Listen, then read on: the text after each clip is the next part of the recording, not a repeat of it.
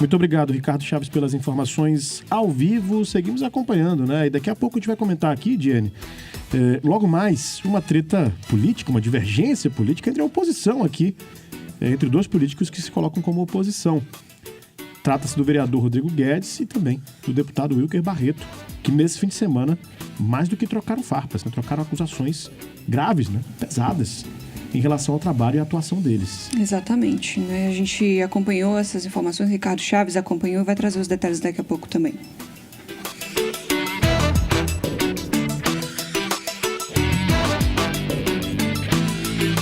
Nove e 21.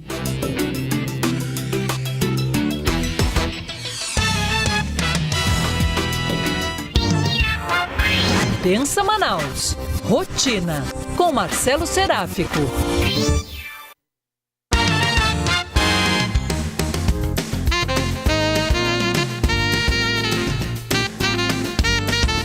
Nove horas e 21 minutos, hora do nosso Pensa Rotina com o professor e sociólogo da UFAM, Marcelo Seráfico, que já está conectado conosco. Professor, bem-vindo mais uma vez aqui na Band News. Bom dia, tudo bem? Bom dia, Rafael. Bom dia, Diene, ouvintes. Tudo bem, felizmente, tudo caminhando. Que bom, que bom. Professor, hoje, no assunto que o senhor propôs na pauta aqui pra gente, tem uma reflexão e uma análise intitulada Justiça à Atualidade do Passado, que trata de questões aqui acerca daquele caso de Jorge Garanho, que acabou assassinando, né, covardemente Marcelo Arruda, um crime que aconteceu em 2022. Para quem não lembra, a gente situa, é aquele caso de um homem opositor ao governo federal, opositor a Lula, que foi no aniversário da vítima, que tinha como tema o PT, é alguém que é apoiador do Partido dos Trabalhadores, e essa pessoa, o Jorge Garanho, matou a tiros esse aniversariante. Um caso que chamou muita atenção porque escancarou não sei nem o que dizer, para não usar uma palavra deselegante, eu vou dizer escancarou, infelizmente, o absurdo que virou a nossa política e que virou o extremismo das pessoas, não é isso, professor? Pois é, Rafael, exatamente isso. Veja só, eu sempre busco tratar das questões, digamos, do cotidiano, né, de coisas que são mais ou menos triviais, mas que têm um sentido coletivo para nós, situando, né, essas questões dentro de um quadro maior, né, da história do país, da estrutura social do país, de modo que a gente possa entender sempre o presente como um resultado de processos, né, pretéritos. Nesse caso de que se trata, né, dessa atitude criminosa de uma pessoa contra outra, motivada pela razão ou desrazão política, digamos assim, porque é bom lembrar que o assassinato aconteceu em julho de 2022, o processo eleitoral, os debates em torno das eleições presidenciais já ocorria, não é? O motivo do aniversário, digamos assim, o motivo dos adornos que decoraram o aniversário do Marcelo Arruda eram a figura do Lula e do Partido dos Trabalhadores, não é?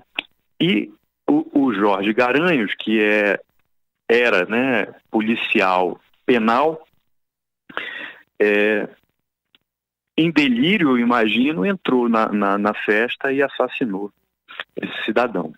Muito bem, o caso foi investigado, denunciado, e o Jorge Garanhos foi transformado em réu, foi condenado a 20 anos de prisão, mas um juiz, um desembargador do Tribunal de Justiça do Paraná,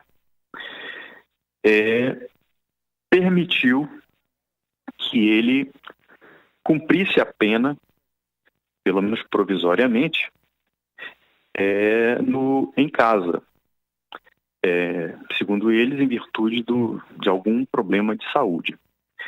Veja, sem entrar nas questões, nos milindres, digamos, dessa questão, o que é importante reter de uma decisão como essa de um tribunal, né, do Estado, como o Paraná? Que é bom lembrar que foi no Paraná também que surgiu a Operação Lava Jato, né? Foi através de um juiz também paranaense, o senhor Sérgio Moro, que surgiu a Operação Lava Jato como uma forma de perseguição política, né, a um determinado grupo, uma forma quase de demonização política de um grupo, de um partido, né, digamos, de tudo aquilo que se relacionasse à esquerda e a um partido em específico identificado com a esquerda, que é o PT. Então, dito isso, o que é importante, que questões me parecem importantes de serem feitas? Primeiro, seria interessante saber se essa generosidade do juiz é aplicada também para outras pessoas que tenham cometido o mesmo crime, não é? E que também padeçam de algum tipo de sofrimento ou doença. Essa é uma primeira questão para saber se esse é um critério que esse juiz utiliza nos seus julgamentos, né? Quer dizer, se independentemente de quem seja aquele criminoso, o juiz adota o mesmo critério para julgar. E por que essa pergunta faz sentido? Pelo fato de que o senhor, me fugiu a memória, o nome dele, Temer é o sobrenome, além de ser juiz e desembargador, também é não apenas eleitor do ex-presidente Bolsonaro, mas defende todas as pautas, as mais extremas, inclusive, né? Militou contra a cloroquina, né? É monarquista, tem saudades de Dom Pedro II, elogia Elon Musk e Donald Trump, né? Portanto, ele é uma espécie de síntese daquilo que a própria extrema-direita chama de cidadão de bem, né? Quer dizer, é aquele cidadão que alimenta vários tipos de preconceitos, que tem como ideal de sociedade brasileira o retorno a um passado que é pré-republicano e eu diria até, talvez, pré-imperial. Um passado que nos remete ao período colonial.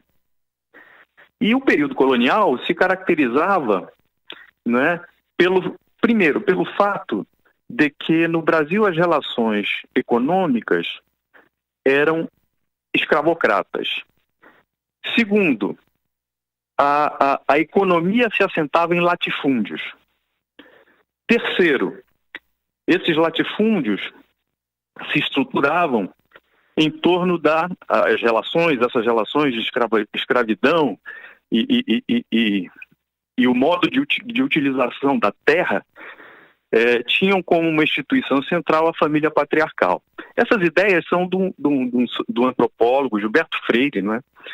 Brasileiro, pernambucano, e elas podem ser combinadas também com as ideias de um outro grande brasileiro vivo, o historiador Fernando Novaes, que dizia que, olha, isso tudo deve ser visto à luz do sistema colonial, que além de ter essas características, tinha mais outra, que era o seguinte: toda a riqueza, ou a maior parte da riqueza produzida no Brasil no período colonial, era remetida para a metrópole, ou seja, para Portugal. E não apenas isso, a metrópole controlava política e administrativamente a colônia. Ou seja, o lugar do Brasil, né, desse Brasil colônia, com o qual sonham esses vários setores da extrema-direita, era um lugar de absoluta dependência da sociedade brasileira de interesses de fora do país, né, da satisfação dos interesses de determinadas camadas de fora do país associados a interesses de pessoas, né, daqui do próprio país. Que pessoas são essas, né?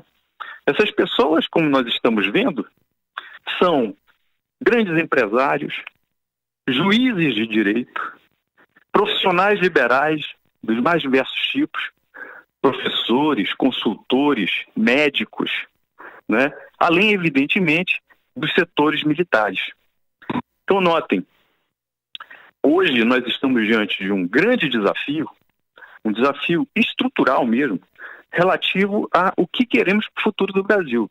Quer dizer, se o futuro do Brasil é esse retorno, é essa reação a toda e qualquer forma de organização social mais democrática e, portanto, de instauração de relações, se não abertamente escravocratas, mas quase isso, quando a gente olha, por exemplo, o trabalho do Uber, por um trabalhador que ganha por hora, né, por um trabalhador que tenta sobreviver por projeto, a gente está diante de um quase retorno a uma ordem dessa natureza, de absoluta ou quase absoluta desproteção social do cidadão.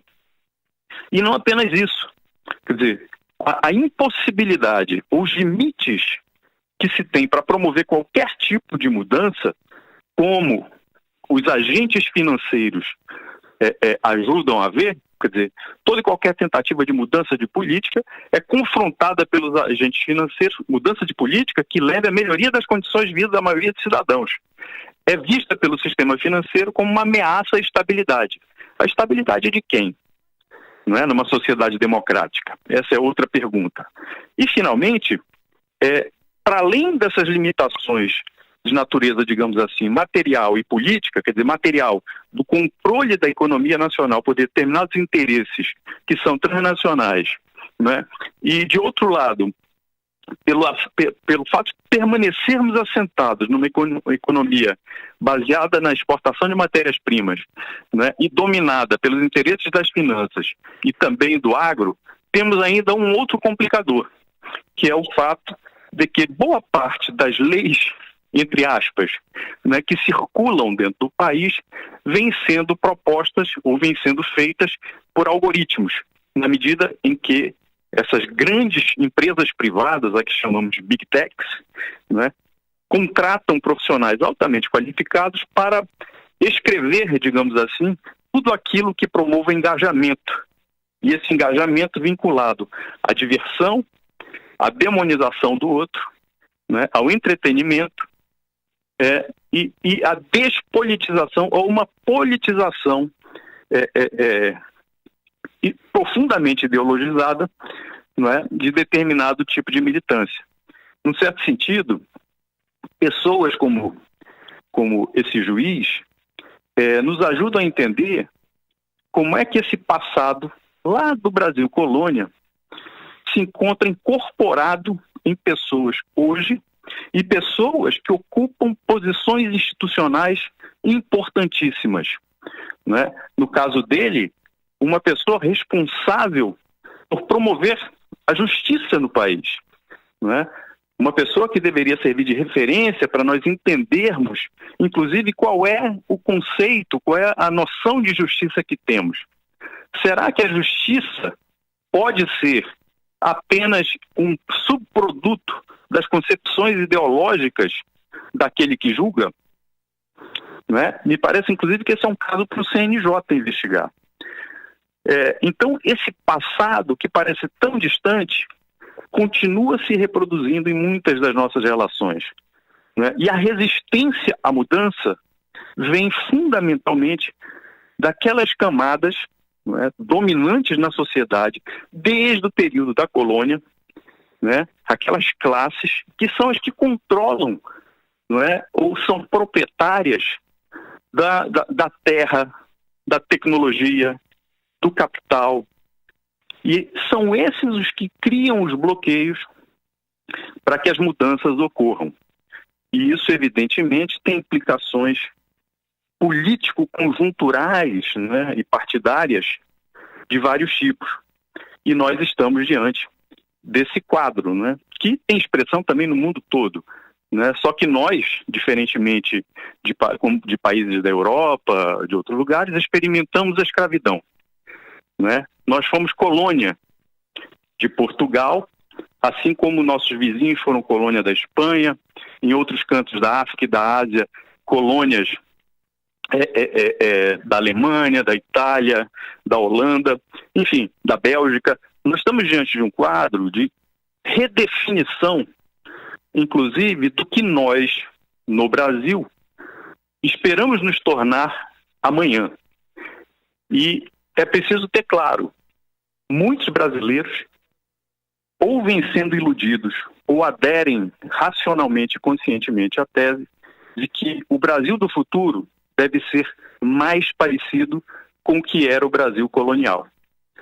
Eu acredito que esse desembargador encarne muito bem esse tipo de concepção de mundo, de visão de mundo, não é? E contra esse tipo de visão de mundo é preciso lutar. Quer dizer, todo aquele que deseja ter uma sociedade democrática, justa, não é, igualitária, precisa denunciar e lutar contra esse tipo de visão de mundo, eu diria, né, para não entrar nas questões de ordem propriamente jurídicas, né, que aí é outro problema. Enfim, Rafael, era um pouco isso que eu queria compartilhar com vocês, com os ouvintes, né, porque o caso me parece que ajuda a refletir sobre a história do país, né, e como essa história, que parece remota, parece que não tem mais nada a ver com o Brasil, afinal ele se transformou muito, né, desde o século XIX, mas quando a gente para pensar melhor, a gente vê que sim, às vezes a sociedade se transforma, mas ela, na verdade, essa transformação vem como uma espécie de metamorfose, né? Ela é a mesma, mas é diferente. Então aqui eu estou tentando chamar a atenção para o que permanece, né, para que a gente entenda o sentido do que mudou. Era um pouco isso. Muito bem, professor Marcelo Seráfico conosco aqui. Só resgato aqui o nome do desembargador, professor, que lhe fugiu agora há pouco. É o desembargador Gamaliel Semi-Scaf, do Tribunal de Justiça do Paraná. Desembargador Exatamente. Gamaliel Semi-Scaf, do Tribunal de Justiça do Paraná. Um assunto muito importante, afinal, trata-se de um assassinato covarde, de alguém que invade uma festa de aniversário armado e mata uma pessoa. Então essa decisão ela tem que ser questionada, tem que ser debatida, e a gente traz aqui em um espaço de opinião e análise, que é o Pensa Rotina, que tem como titular o professor e sociólogo Marcelo Seráfico, que fala conosco sobre esse assunto importantíssimo. Professor, muito obrigado por mais essa reflexão. A gente tinha uma outra pauta também, eu só peço a gentileza da gente abordar numa próxima coluna, porque esse assunto foi muito importante e acredito que é um assunto que precisa ficar em destaque para o nosso ouvinte entender e refletir sobre isso também. Combinado? Combinado, Rafael. Um grande abraço, meu amigo. Obrigado pela coluna, mais uma participação. Um bom dia. Muito obrigado a você, a Diene, aos ouvintes, e boa semana para todos. Boa semana, meu amigo. Obrigado. Essa coluna vai estar disponível logo mais no nosso canal no YouTube, Band News Difusora, e no nosso perfil do Facebook também lá, para você acompanhar a Band News Difusora, além, é claro, do nosso site, bandnewsdifusora.com.br.